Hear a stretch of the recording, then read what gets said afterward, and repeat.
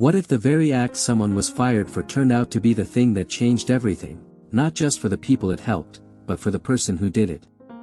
This is the story of a waiter who never once stopped to calculate whether kindness was worth the risk.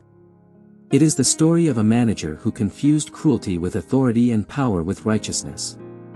And it is the story of an owner who walked into his own restaurant one afternoon and found out exactly what kind of people he had working for him, both of them. This is a story about what real leadership looks like, and who truly deserves to carry it. It was an ordinary afternoon in the restaurant when the manager stepped out of his office and stopped. Sitting quietly at a corner table was a woman who did not fit the picture he had of who belonged there.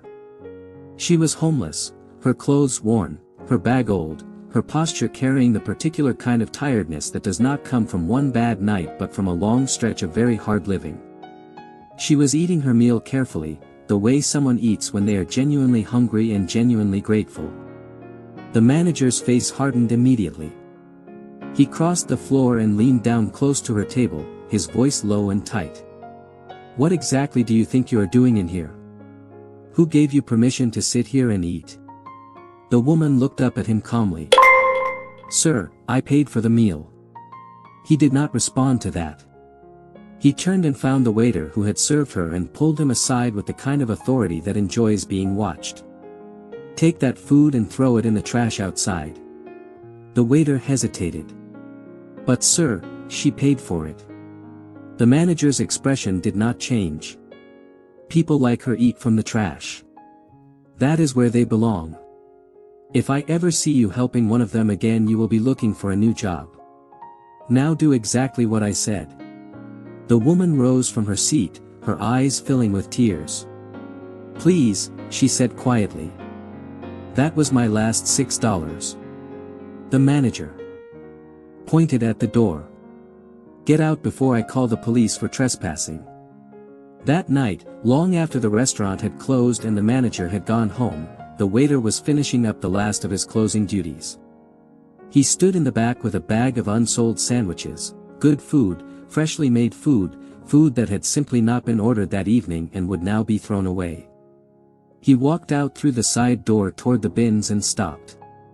Nearby, in the pool of light from a distant street lamp, a couple was moving slowly through a trash can. They were homeless, searching carefully and quietly, not making a scene, just looking for something to eat. The waiter stood there holding the bag of sandwiches and felt something settle inside him very simply and very clearly. He called out softly, "Excuse me, are you hungry? You can have all of this." The husband turned around, startled. His hands were trembling slightly as he looked at the bag. "This is too much," he said.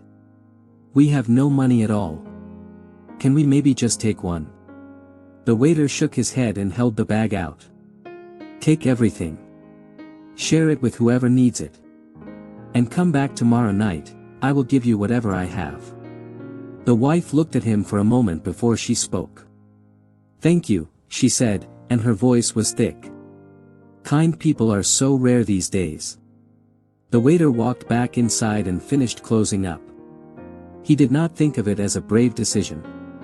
He did not think of it as a risk. He thought of it as the only logical thing to do with good food and hungry people standing within 10 feet of each other. He came back the next night and did the same thing. And the night after that. Every evening after the manager left, quietly and without announcement, the waiter gathered whatever unsold food remained and brought it outside to whoever was there waiting. Word traveled the way it always does among people who have very little, person to person, corner to corner, with the particular reliability of information that actually matters. A week passed. The manager arrived one morning and settled into his office and pulled up the security footage the way he sometimes did when he wanted to feel in control of things. He watched the timestamp move through the previous week of closing shifts and his expression darkened with each night he watched. He called the waiter into the office and closed the door. "I warned you," he said. "Those people do not get to eat for free while paying customers work hard for their money. You are fired. And do not expect to see your final salary either." The waiter began to speak, but the office door opened before he could finish a sentence. The restaurant owner walked in. His expression was serious but not angry, more like a man who had come specifically to understand something. He looked around the room slowly. "I have been reading a blog about this restaurant," he said. "Someone has been writing about us giving away unsold food to homeless people every night. I want to know whose idea that was." The manager moved quickly. He gestured toward the waiter and began explaining with the smooth confidence of a man who had always been rewarded for blaming others before they could speak. "He was very sorry," he said. "It was entirely this foolish waiter's doing. He had warned him repeatedly. The man was trying to damage the restaurant's image by associating it with people who contributed nothing. He had already been fired and his salary withheld." The owner listened to the entire explanation without interrupting. Then he was quiet for a long moment. When he spoke, his voice was not raised, but it carried the full weight of someone who has made a final and irreversible decision. "Ruin what reputation exactly?" he said. "We are receiving more positive attention right now than we have had in years. People are writing about us. People are choosing to come here specifically because of what this young man has been doing every single night." He looked at the manager with something that was not quite anger but was far more final than anger. "I need to ask you something honestly. Are you even a human being?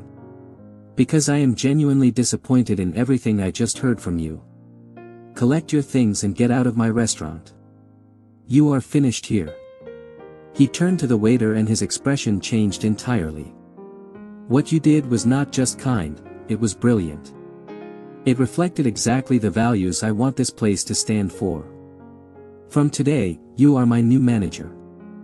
There is a kind of person who looks at a bag of food that will otherwise go to a bin and a group of hungry human beings standing nearby and finds a reason to say no. And there is a kind of person who looks at exactly the same situation and cannot imagine any answer other than yes. The manager in this story was so consumed by his idea of who deserved dignity that he could not see what was right in front of him. He did not lose his job because he was strict. He did not lose his job because he followed rules. He lost his job because he looked at a woman paying $6 for a meal and chose to humiliate her. He lost his job because he watched a young man do something genuinely good and tried to punish him for it. Authority is not the same thing as leadership. A title is not the same thing as character.